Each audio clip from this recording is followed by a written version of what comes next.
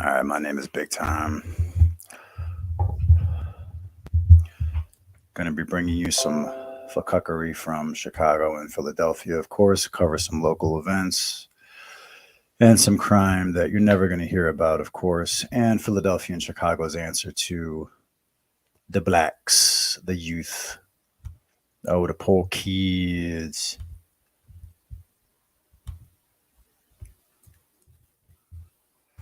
Trying to reach out to my co hosts.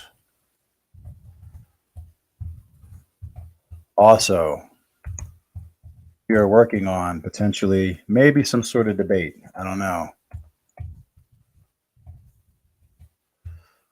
Got somebody, apparently some liberal from Canada, likes to jump on Chaotic Truth show.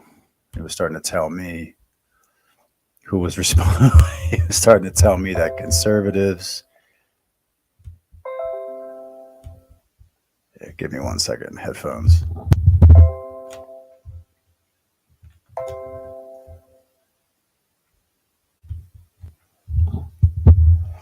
All right, I think that's working now. Yeah, there we go. Sorry about that. I got some. Really got to upgrade. And we hope Wicked will come up here. So let's just step in. But yeah, I was trying to talk to. Check out Chaotic Truth's channel. Good channel. But yeah, there was a Canadian who's a big fan of Justin Trudeau, and he was telling me what's wrong with Chicago.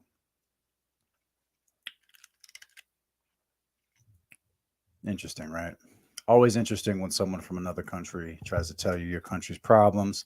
But then again, you never know. I want to hear what he has to say because if you never listen to anyone new, you don't learn anything, right?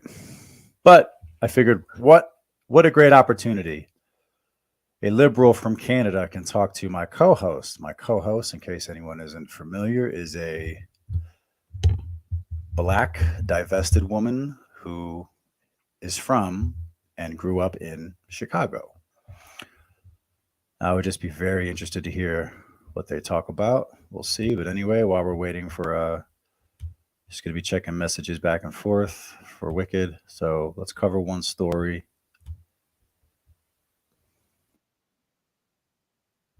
Let's cover one story here. This is from the Federalist. Colorado's new trans tourism law beckons red state kids for trans interventions and abortions.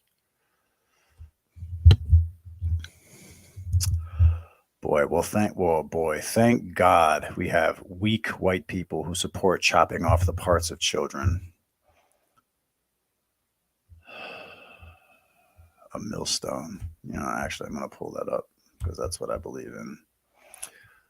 So, in case there's any questions.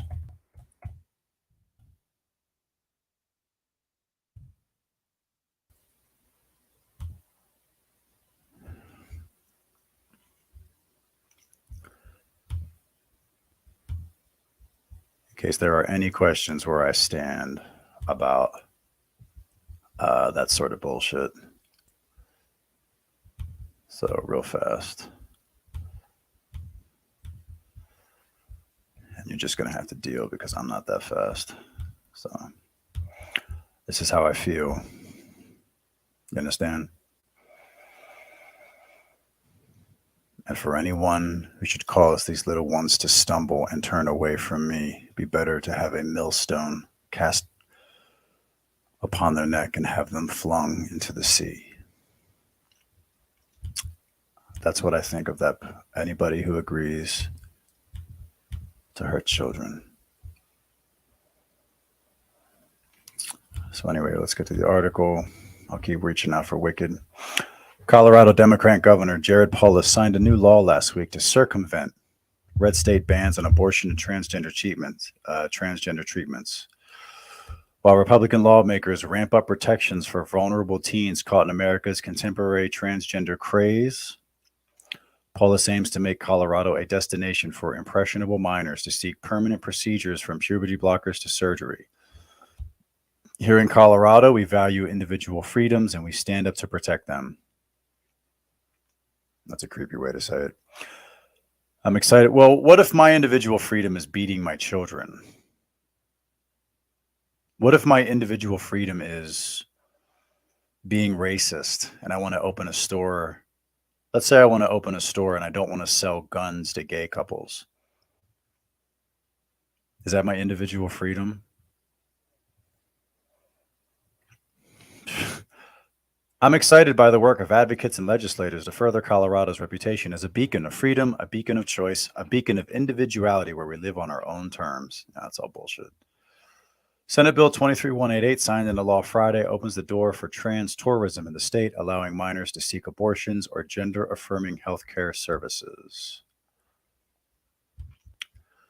In other words, teens seduced by transgender ideology in Kansas, where lawmakers are preparing to ban interventions for minors, may travel to Colorado for sterilizing procedures under Polis's protection with parental consent.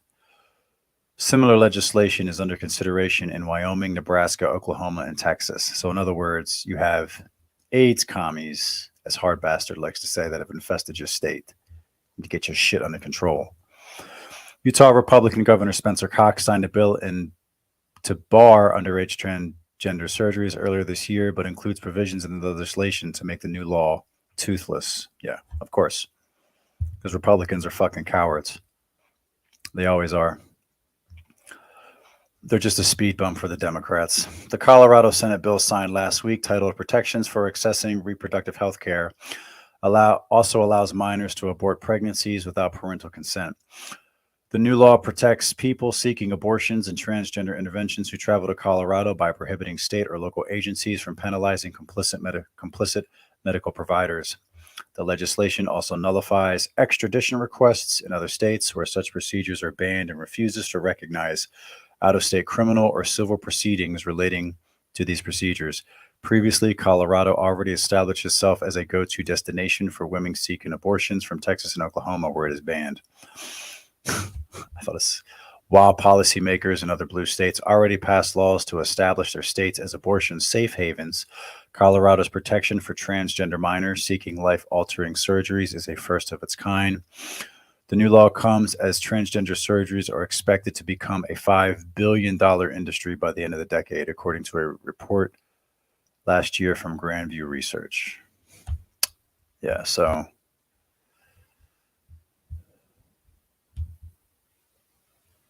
me see, is this working in? Yeah, so again, toothless, right. You make it too easy to break the law. That's the problem. You're just like fucking New York.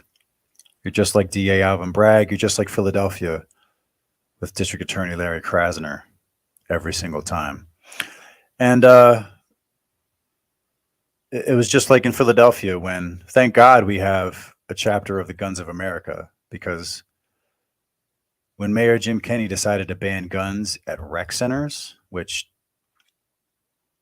doesn't address the black crime, a large proportion of the shootings in Philadelphia are coming from black teens. So they're acquiring guns illegally. So I don't know what the fuck a red flag law or what the fuck banning guns from a rec center is going to do. You're just afraid to be you're afraid to punish the people committing the crime. And thank God we have the Guns of America, because they went and they sued the city of Philadelphia, and then they dropped that stupid fucking law.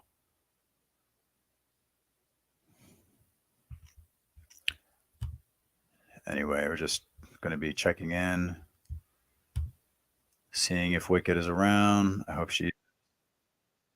I know she said that she was hopefully be able to jump on.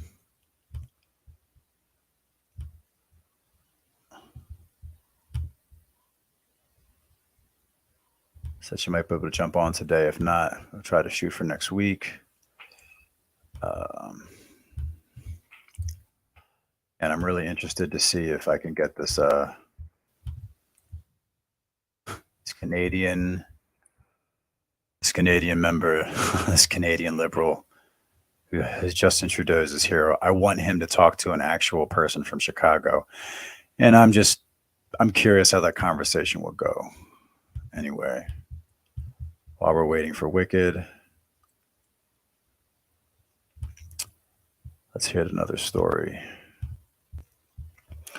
AstraZeneca COVID vax could be added to death certificate of psychologist who died from a blood clot 10 days after receiving jab.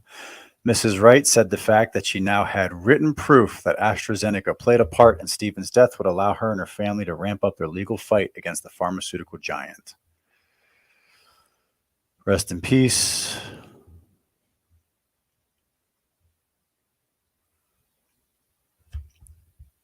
I see this video and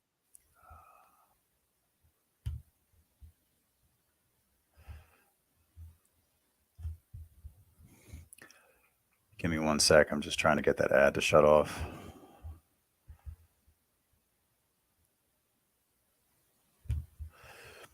An inquest into the death of 32-year-old British psychologist Dr. Stephen Wright has determined that he passed away due to unintended complications of the COVID-19 vaccine. His wife Charlotte has been on a mission to change his official cause of death from natural causes to reflect the findings. Did they try to deny you an autopsy too?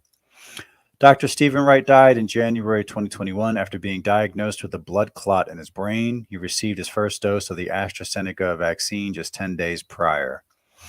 According to the BBC, senior coroner Andrew Harris said in his decision that it was very important to record as fact that it is the AstraZeneca vaccine, but noted that that is different from blaming Jesus Christ. Oh, you're the Tim Pool of coroners. Just go jump in a fucking lake. You're useless. He went on to state that given the circumstances, there was not an action one can take at the moment. Yeah, that's right. In other words, this person died, and who gives a fuck? That's all you're.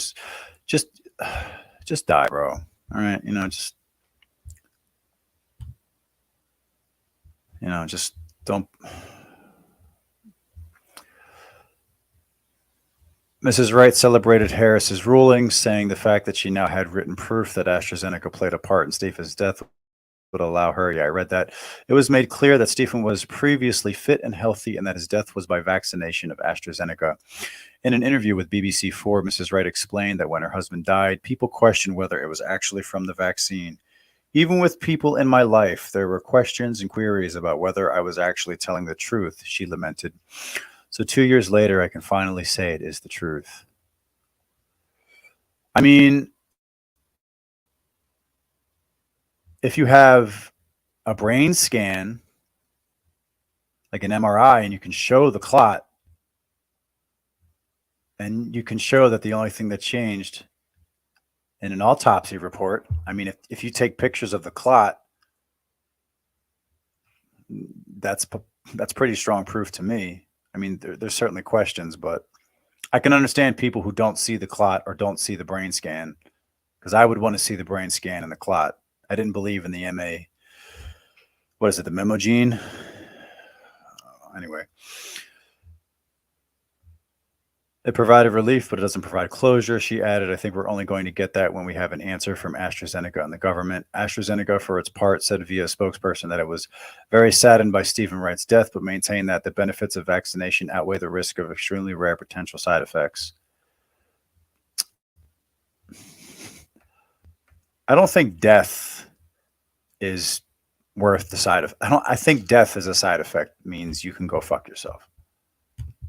I'm past being nice with everybody. This is so stupid. All right, and then we got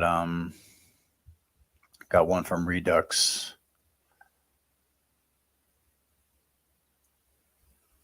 Let me see.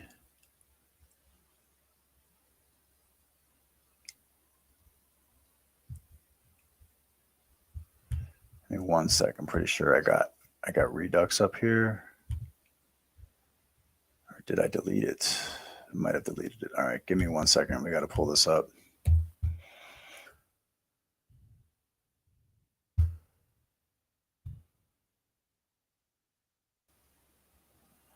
All right, so we're going to go to Redux, my new favorite TERF website. One of the few places actually standing up for women's rights. How odd that it took women so long to actually stand up for their people. Like, I don't fucking get it, man. Shouldn't have taken you this long.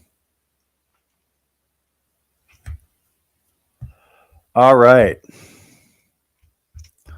Argentina, gay man self-identifies as a woman in apparent effort to avoid femicide charges after murdering surrogate. Wow.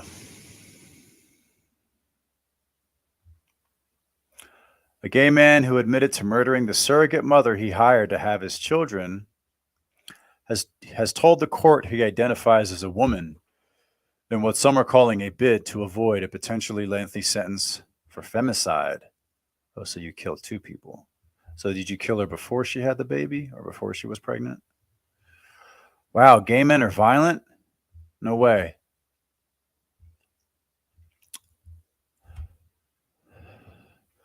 Fernando Alves Ferreira was detained in February of 2022 after admitting to the murder of Eduarda Santos. Eduarda Santos, a surrogate he had hired who was living with him in the Argentinian city of Barriloche. Santos's body was found by a tourist on the Circuito Chico Trail with 9 gunshot wounds.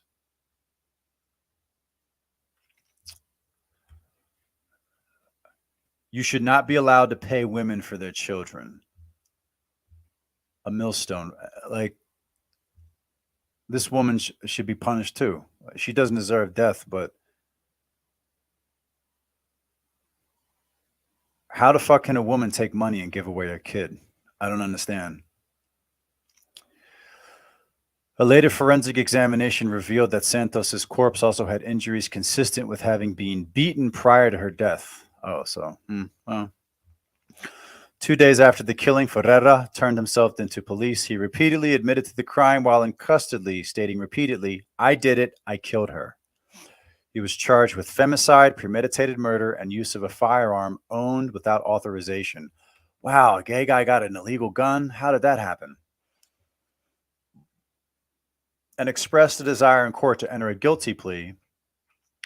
In Ferreira's car, which was seized after he turned himself in, police found bloodstains, leading them to theorize that a fight had broken out in the vehicle before Santos fled on foot.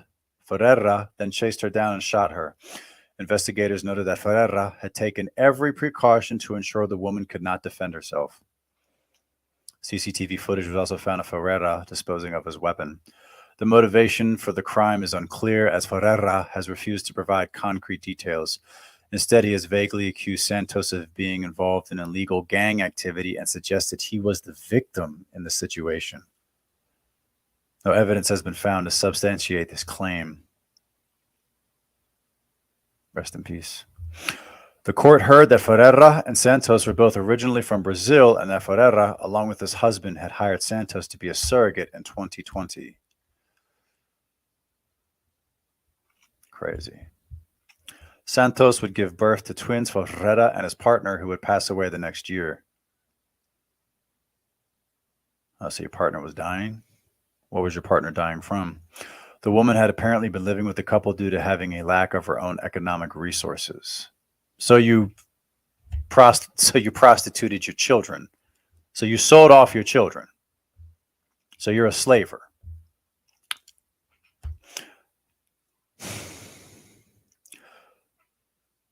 You were willing to have children and give them. The chief prosecutor in the case characterized Santos as being particularly vulnerable and described her as having been at the mercy of Ferreira. Just 1 month prior to her murder, Santos had given birth to another child. Eduarda was a foreign woman who lived in Bariloche. She lived in the defendant's house, lacked her own resources, and was at the mercy of the owner of the house. Chief Prosecutor Martin Lozada stated during a hearing, "It was a situation of remarkable asymmetry. Eduarda was a murderer to whom the accused had rented her womb to have 2 children through surrogacy, and since the birth of the twins, she lived in the same house." Prosecutors also argued that Ferreira had exercised economic and psychological violence on Santos for years, and that Santos was without any family or friends in Argentina. In response, Ferreira accused Santos of being the aggressor, saying she was not submissive. Santos's family in Brazil have previously spoken out against Ferreira's claims of victimhood, slamming media for giving him sympathetic coverage. "My sister is the victim, not him," Santos's brother told Brazilian outlet O Dia last year. At the time, the family appeared to have been unaware of Santos's situation in Argentina, believing she had gained employment in the country. Santos's family had been fighting for custody of the children she had as a surrogate for Ferreira in order to repatriate them to Brazil. Ferreira had demanded the children not to be returned to Brazil. Oh, yeah, of course. Well, he's gay and he can't have kids, so now these kids are his, right? Of course. And you'd be such a good father. I mean, you murdered the mom. Prosecutors, did I read that? Of course, he demanded the kids not to go to Brazil.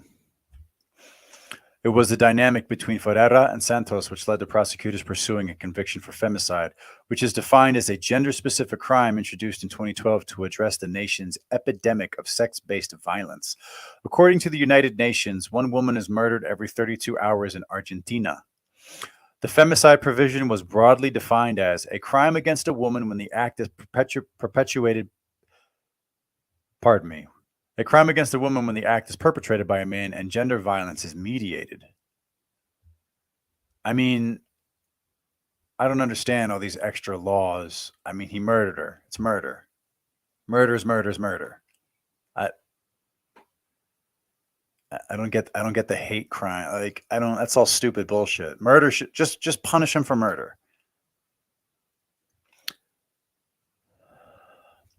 But now, Ferreira's lawyers, here we go, the twist, the Shyamalan. But now, Ferreira's lawyers are seeking to have the femicide charge withdrawn, arguing that their client no longer identifies as a man. Wow, no way. You mean if a violent man is put in a prison with women, he won't run the prison? This past week, during a hearing, Ferreira's lawyers stated that his name was now Amanda, and that he was going through the relevant legal procedures to have his self-declared gender identity recognized. Oh, so he's doing this after he's being charged with murder. The prosecutors have reportedly pushed back against Ferreira's request to be treated as a woman, but the case is still underway. Of the charges Ferreira faced, the femicide claim carried the longest potential sentence of life imprisonment. If withdrawn, and if the other legal strategies stated by the defense are successful, Ferreira could spend as little as 10 years in prison for slaughtering Santos. This is not the first time gender identity has interfered with the femicide-related crime in Argentina. As previously reported by Redux, the brutal murder of a prostituted woman in Buenos Aires was initially recorded as a femicide until media learned that the two men involved in the killing identified as transgender. Oh, wow. More transgender murderers. Oh, no idea. No way. And even if they aren't transgender murderers, they're still using it as a way to get around it. Interesting. Brenda Cordoba, 28, was murdered on November 10th of 2021 in the Buenos Aires neighborhood of Balvanera. Grisly surveillance camera footage released by police during the investigation into her death showed Cordoba being approached by what appeared to be men in a white hoodie and a face mask. The man circled around to her back before grabbing her in a headlock and stabbing her multiple times in the chest. Cordoba, who was dropped into a puddle of her own blood, was initially found alive by passersby who had attempted to intervene in the stabbing and rushed to the hospital. She died as a result of her injuries. Her killers were apprehended by police after an appeal to the community with CCTV footage of the murder. While media initially reported the crime as having been a femicide, the term was quickly scrubbed from reporting after the gender identities of Cordoba's killers were established. So there you go. There's fucking proof that men can murder women and then say they're women and get a lighter sentence. Thank you, Redux. Thank you, Redux. In fucking sane. So give me one sec. Let me and since we're talking about crime like that, let me check one more time on Wicked here. See if she's in. I have no idea. Just give me a sec. I hope she's able to come around today. She did tell me she might be around.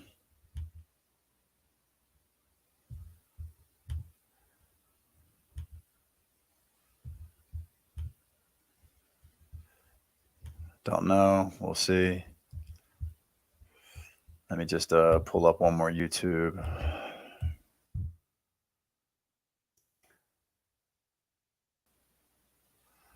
Looks like it might just be me, but let's bring this down here so I can just see. I don't see any notifications, but all right. Let's just go to, just going to go to a couple crimes we're pulling up.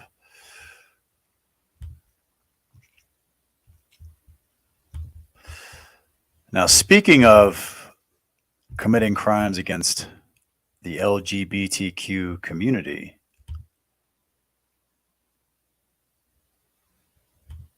have you seen this?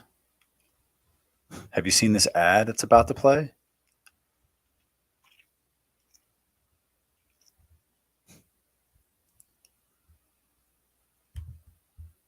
Is now under arrest and facing charges in the murder of 2 men in Hell's Kitchen. Authorities say they were drugged and robbed after leaving gay bars in the area. Fox 5's Briella Tomasetti is live. Wow, that's crazy. Gay men in New York City are being attacked and killed and drugged and robbed. That sounds like white supremacy. That sounds like Christian nationalism, right? I wonder why I haven't. Oh, I know why. I know why I haven't heard the story. I know why Don Lemon isn't talking about this in Joy Reid right now. Live in Hell's Kitchen with the latest. Good morning, Briella. Yeah, good morning to both of you, Tashani and Dan. Police connected all 3 of those suspects to 43 druggings in total, 7 of which were fatal. The MO. 7 gay people are dead. Wow. I already know why Don Lemon isn't talking about this story. I already know why. We have pictures of the suspects. You'll see. Exactly the same every single time. The victims' bank accounts were completely drained after a long night out. So now, finally, it seems for this community, justice has been served. 35-year-old Jaquan Hamilton seen here. Jaquan. Oh, that's why we haven't heard about this story. Donning a face mask, orange hoodie, and a jacket, was completely silent as he was led out of the 7th precinct by police in handcuffs. But Alvin Bragg will let him out tomorrow.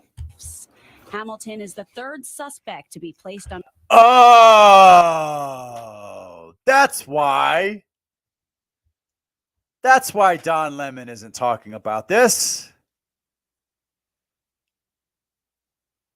Oh, now I know why this isn't all over the fucking. Now I know why none of these gay men are getting phone calls, why their families aren't getting phone calls from Joe Biden. Because they were drugged and robbed and killed by BIPOCs.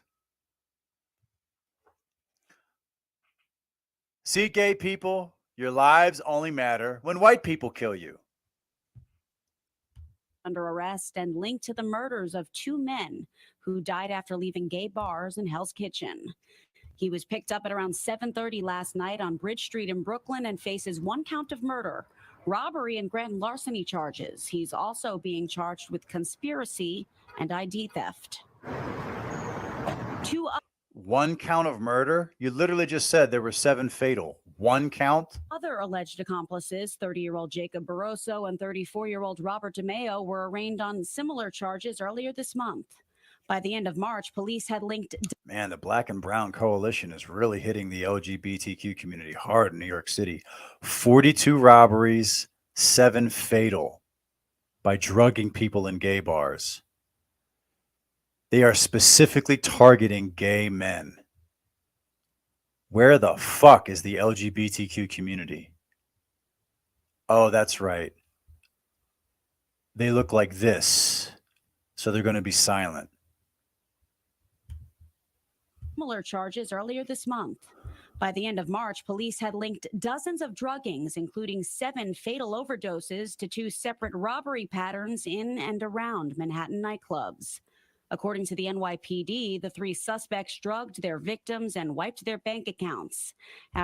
So this guy's dead, right? For using facial recognition technology on the victims' iPhones. When people believe that a community has been targeted whether it's the LGBTQ community, the Jewish community, the African American community. Hey, dumb fuck. These are the men. Hey, dumb fuck. Jai Kwan and DeMeo. That's the black and brown coalition. Like, those same people you're claiming are victims are the same people that are drugging, robbing, and killing you, you dumb fuck.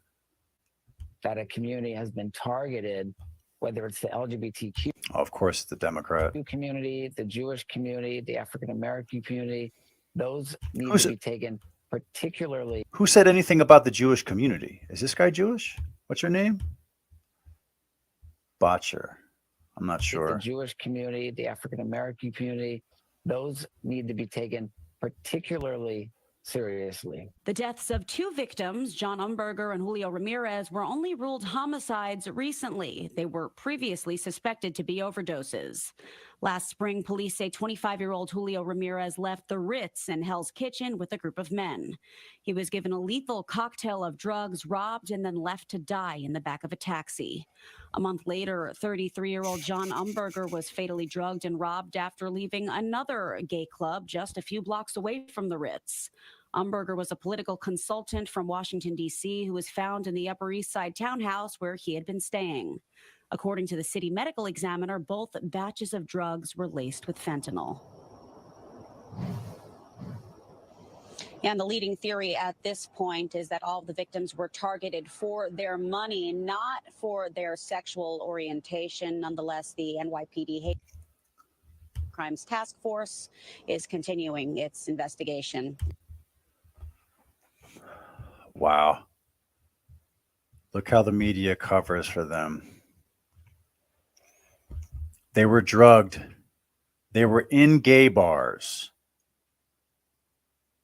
So they're on the LGBTQ's home turf. They're in gay bars drugging people. But right away, are already going to bat for them. Man, DZ was right. Protected class. Let's hear that one more time. And the leading theory at this point is that all of the victims were targeted for their money, not for their sexual orientation. Nonetheless, the NYPD. How do you know that? How do you know that? Are you giving that same benefit of the doubt to the old white guy in Kansas City? It's already been determined he's racist, right? But as soon as the melanin drops, as soon as we get a different picture, 42 victims. 42. That's a small apartment complex. And right away, going to bat for them. All right, let's hear how blacks are victims. So we have a youth group, a program of how black kids feel they're going to be racially profiled. The police say they are on alert and are planning now for a potential replay of the chaos from last weekend. And new tonight at 10, some Chicago teens fear the takeovers could lead to racial profiling. CBS 2's Jermont Terry is live in the loop. Jermont.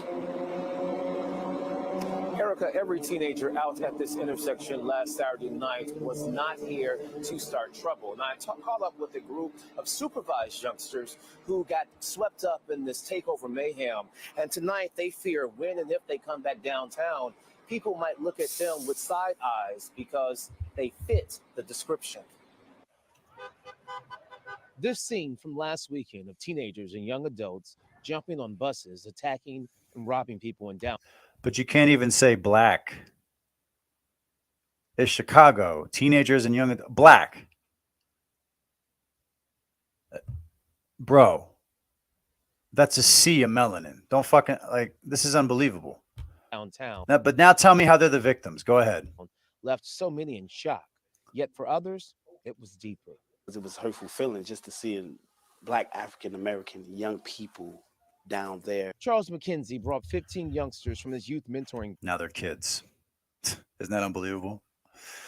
Now they're kids. Oh, they don't understand. They're depressed. they've been oppressed. They're just expressing their outrage. Rioting is the language of the unheard. Group Inglewood first responders downtown last Saturday. After enjoying dinner on Erie along the Mag Mile, the chaperone teens started walking south towards Millennium Park. We still had a good time up to the point where the teams started running in. Eric Anderson and LaTanisha Thomas walked with the mentoring group that night. We just hearing loud crowds coming from each side. Overwhelmed because, like, just why? Yet when they saw who was causing the panic, It really made me feel like kind of angry a little bit. because those wreaking havoc looked just like Uh-oh. Be careful. You're not allowed to speak out against your own community.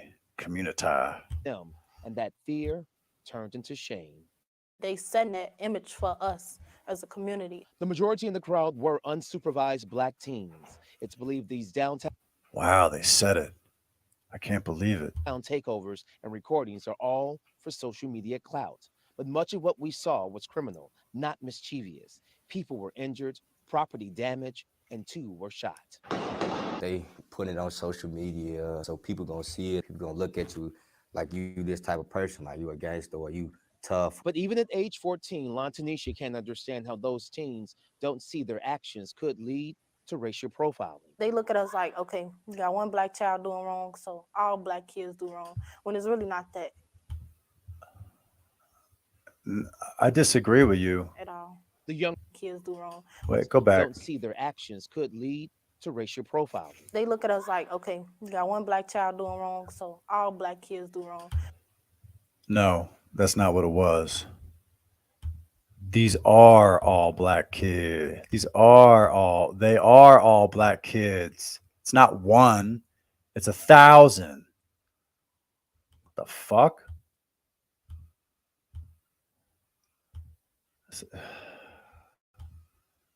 Well, maybe you should speak out against, maybe instead of speaking out against the police, maybe you should speak out against your group. To racial profiling. They look at us like, okay, you got one Black child doing wrong, so all Black kids do wrong. It wasn't just one Black kid, it was 1,000. Stop. It was 1,000 Black kids. Should nobody feel like they don't want to go downtown? So what do these youngsters believe it will take to stop the takeovers? I feel like somebody with a lot of clout just needs to, show us like it's other stuff you can do, or like somebody that set a come from trend. our city, that came from where we come from, That's that been well through what known. we've been through, and tell them like, no, Stop doing this it. ain't the way it go. Like,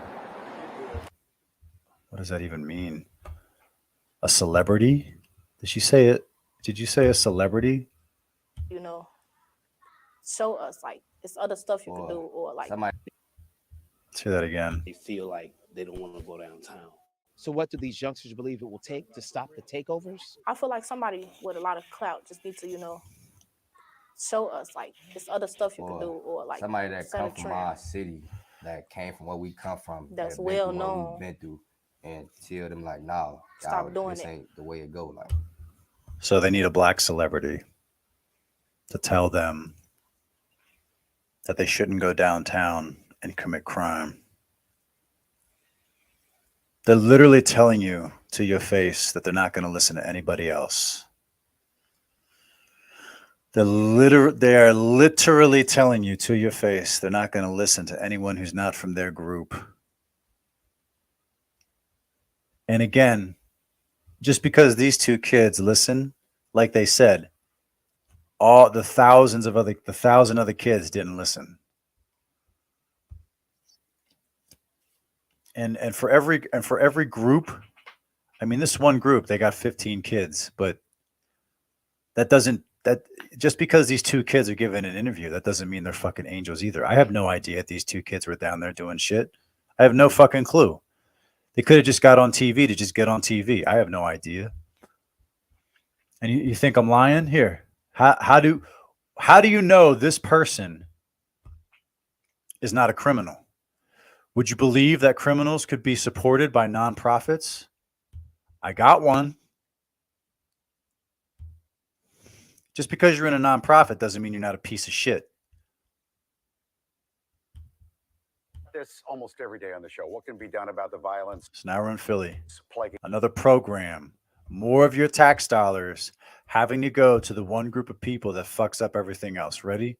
our city, especially involving our young people. Already this year, this school year, more than 100 students in the Philadelphia School District under the age of 18 have been shot, and over 20 of them died. The Philadelphia City Council, along with community leaders, held a virtual hearing to come up with a plan. A nonprofit called Yeah Philly was part of that talk. They work with teens and young adults in the community who have been impacted by violence. And joining us today are four people who are going to talk about this. Kendra, thank you for coming in. One of the co-founders of, am I saying it right? Yeah. So you see this guy already chewing gum. These two were chewing gum during live TV. But like this motherfucker told you, you can't tell them anything. They need a black celebrity. They need Jenny from the block or Jaquisha from the block to tell them not to chew gum on TV. So they're already telling you they won't listen to you. Philly? So it doesn't work. Yes. Like right there on your chest, James. Thank you for coming in. And we have Tyler sitting next to me. Hi, Tyler. And Presley. Presley, you're 17 now? Yes. And you're 19? Yeah. Okay, let's talk to you guys first. I mean, gun violence has touched your life, right? You were shot. How long ago? Like maybe 4 years ago now. Mm-hmm. And like some people don't realize. Can you spit the fucking gum out? Can you spit the gum out? That what trauma would do to a kid at a young age. Some people don't know how to deal with the trauma. Who shot you? Who shot you? Was it a white Christian MAGA hat wearing conservative? Who shot you? We don't have nobody there to be there with us to help us get through it. Where are your parents? Where's your family? Why is no one there for you? What are they doing?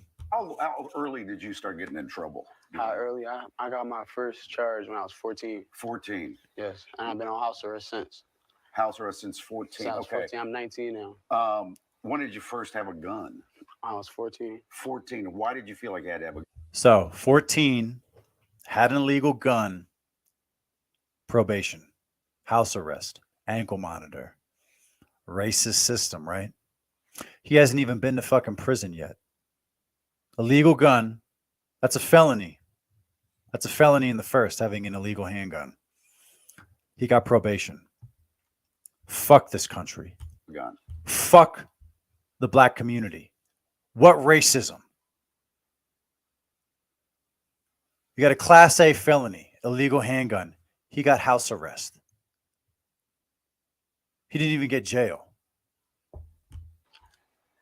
I can be living the right life. I can have a job 9 to 5, be doing everything I'm supposed to, and someone would still want what I got. Someone would still want to envy me. You get what I'm saying? So you had the gun for protection. Protection. So how'd you get shot? How did I get shot? Being at the wrong place at the wrong time. What were you doing? I was chilling.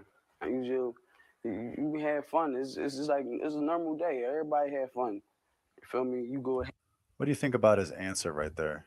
What do you think about that? How did I get shot? Being at the wrong place at the wrong time. What were you doing? Do you think he's learned his lesson? He's been on house arrest for 5 years, having an illegal gun. Not even been in jail, not even been in juvie. You ask him a question, what were you doing? It's all a big fucking joke.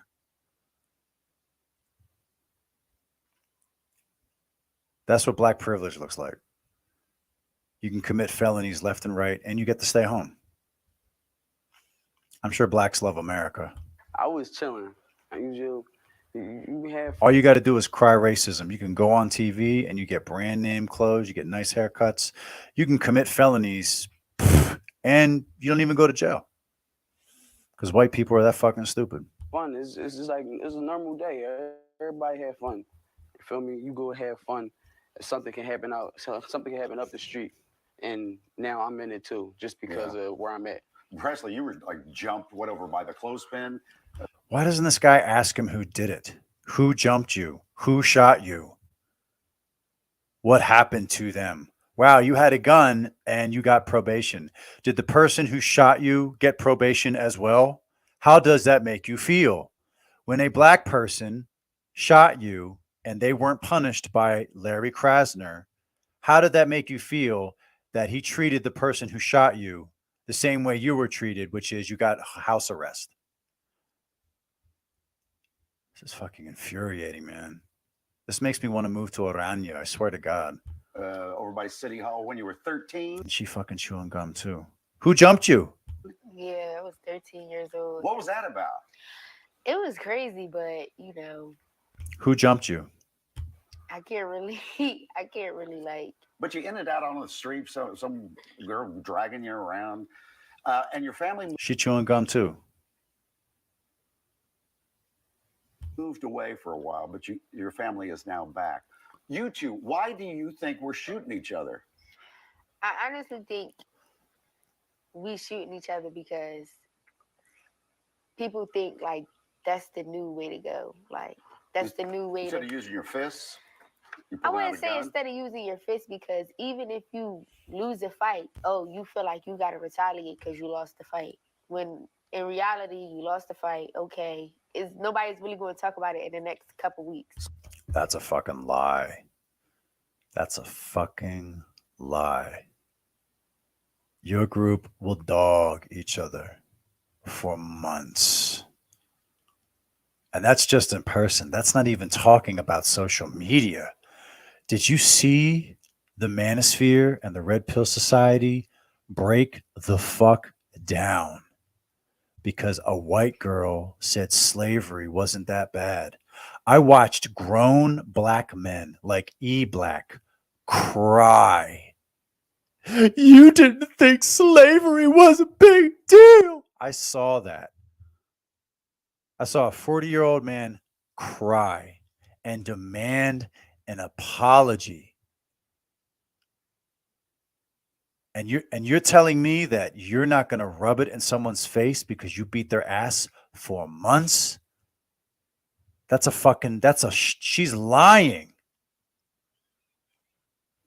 Social media doesn't help either, does it? I mean, it doesn't. Everybody knows like that. Yeah, everybody know that. Then it's like when you go what you are what you go around. No, they're not gonna put us in. They don't got more programs like Philly. They don't got people out here that's gonna really go. If they want to change, they talk about it. But what are you gonna do to change? Yeah, well, let's talk about that program. How do you explain? Yeah, Philly. Right. So Philly is we're a community-based organization specifically for young people, 15 to 24. So only black. We prioritize young. I bet there is not one other person from any other group, Asian, small hat, white, Indian. There's not a single fucking kid, any other demographic in this group. You might as well just say we're for blacks only, for us, by us. Young folks that are involved in the system, because we also know that that population, although they have been touched by many systems, DHS, probation, the resources and what they need are typically not prioritized from their perspectives. And we can talk about the system like he's on house arrest. Right. So 14 years of age. So for example, like he's currently on juvenile probation. Again, he had an illegal gun and he got house arrest. What's it like to be treated like a second class white people? You know, if a white kid had a gun, they'd be in prison. He recently just came home from a state placement, and all of the support and resources that he should be receiving, he's still not getting them. So that's where you're helping. So that's where we come in at. And Kendrick could talk a lot about like what that even looks like for a person like him. Talk to us. So people come back from state placement or the juvenile detention center. They don't have IDs. They don't have their birth certificate. They don't have groceries in their house. Sometimes they don't have stable housing. What the fuck you mean you don't have an ID? What the fuck are you talking about? In Philly, you can go right to the DMV and get all you need is a bill. What the fuck are you talking? It's all these Democrat talking points. What do you mean?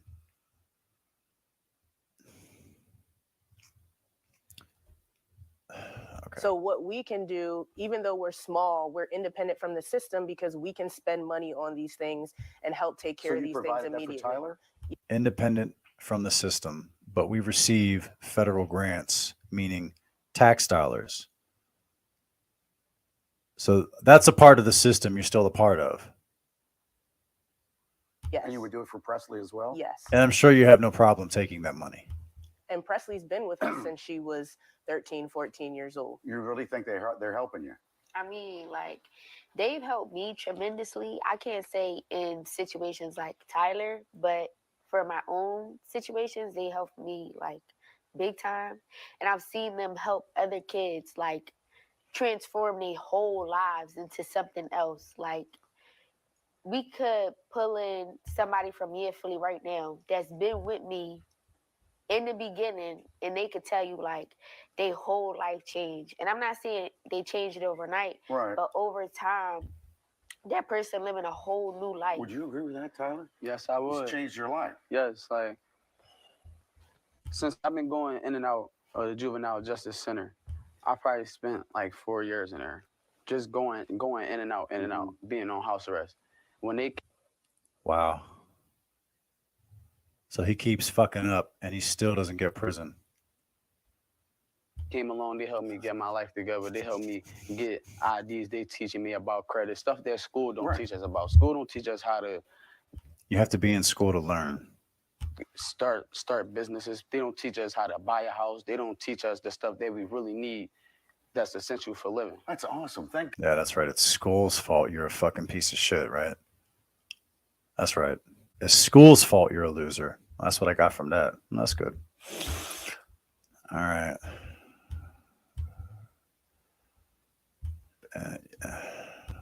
Yeah. All right, one more. You ain't going to hear this anywhere else. 6-year-old girl, parent shot. The fuck off my screen. Parent shot after basketball rolls into man's North Carolina yard. North Carolina's 6-year-old and her parents were shot Tuesday by an angry neighbor who fired at them after a basketball rolled into his yard, a report said. Kinsley White was wounded along with her mother, Ashley Hildebrand, and father, William White, when a gunman opened fire around 8 p.m. in Gaston County after he became enraged about the bouncing ball. William White was critically injured attempting to protect his daughter. Neighbors told the station a group of kids was playing basketball when the ball bounced into the alleged gunman's yard. Suspected robber, Robert Louis Singletary, grew angry and ran down the street as he fired at a neighbor. Then he came back and began shooting at the family, including the young daughter who needed stitches on her face from bullet fragments. Her father was also hit and was still in the hospital Wednesday, police said. Kinsley White was wounded along with her mother, Ashley. Wow. Is that really a bullet fragment? So the bullet didn't go through your face? Huh. He reportedly tried to draw fire towards him to keep his kids safe before he was struck in the back. Oh, so this is the father of the year, huh? So this is the father who tried to protect his children from a psychopathic. Oh.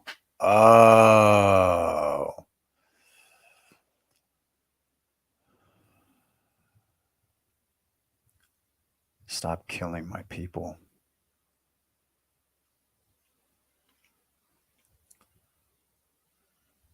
I wish I could tie a millstone to your neck and throw you in the Susquehanna. We don't even know the man, Kinsley told the station. Why did you shoot my daddy and me? Why did you shoot a kid's dad? Hildebrand was grazed by a bullet and is recovering at home with her daughter. Oh, so no smoke from Don Lemon, right? Nothing. That's right. A black person can shoot an entire white family, and you won't even see it. You know what? Let's do a test. What's her name? Kinsley White. Okay. Just to show you what a racist country we live in, I'm going to go to Google.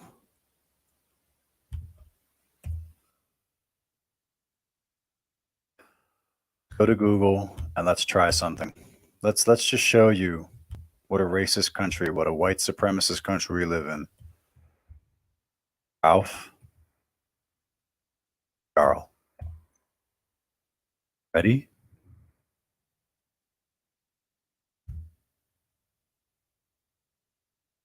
Shooting.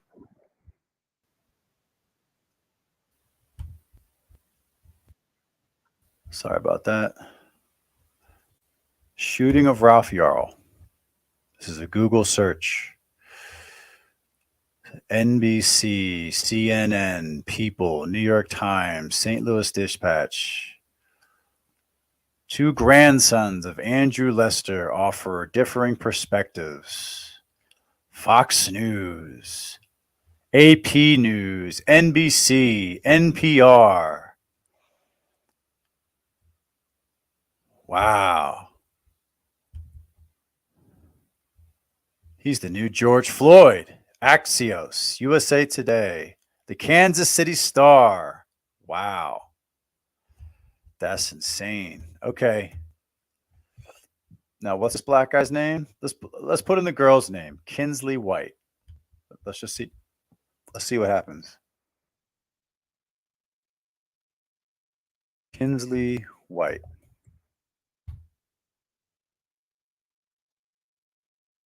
New York Post, ABC 7 Chicago, Facebook, The Guardian. Oh.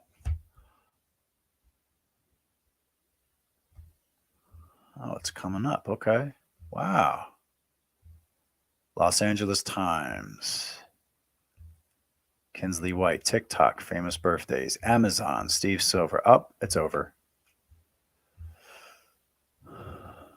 WSOC TV, New York Post, Instagram, New York Post again. That's the biography. Oh, The Guardian, The Daily Beast. Oh, and CNN. Let's see CNN. Let's take a look at CNN. What's CNN say? It's been apprehended in Florida. Oh, wow.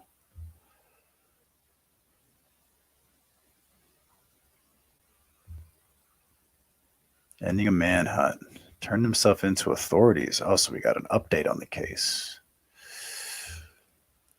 When a basketball rolled in a Singletary's yard and he yelled at the kids who went to retrieve it.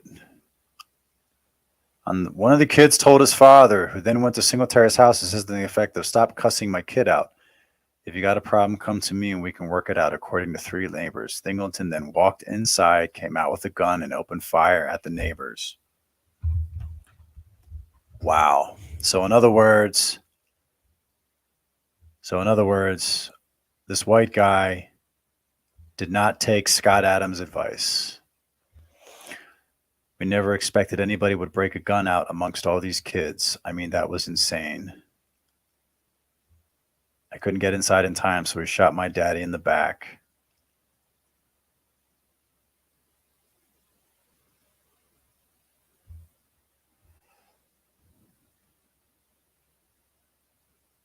Couldn't believe he couldn't make it all the way to in Florida.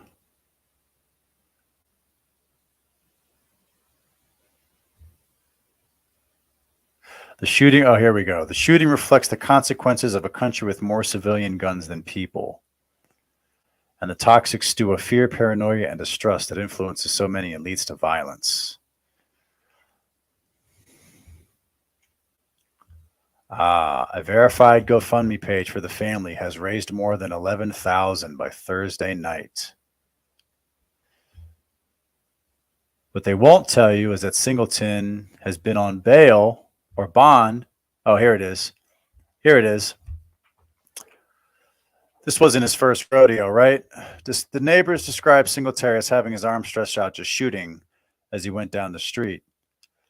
Neighbors were all very nervous before Singletary was caught. They did not sleep out of fear. Singletary was charged in December with assault and kidnapping for allegedly attacking his girlfriend with a mini sledgehammer and keeping her inside his apartment for over 2 hours.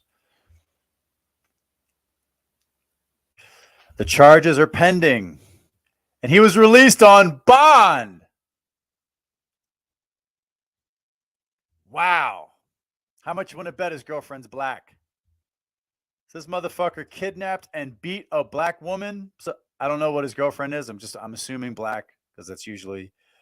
So he kidnapped his girlfriend and beat her with a mini sledgehammer. And he was released on bond. Yo, this family should fucking sue the shit. God damn. You let this motherfucker out?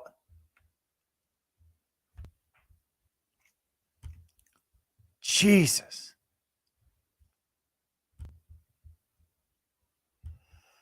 Oh my God. Yeah. Being black in America sucks, huh? You can have guns and get home arrest, and you can beat and kidnap and almost kill black women and nothing. No wonder the divested community is a real thing. Anyway, that's all the time I got. I'm big time, and that's news to me.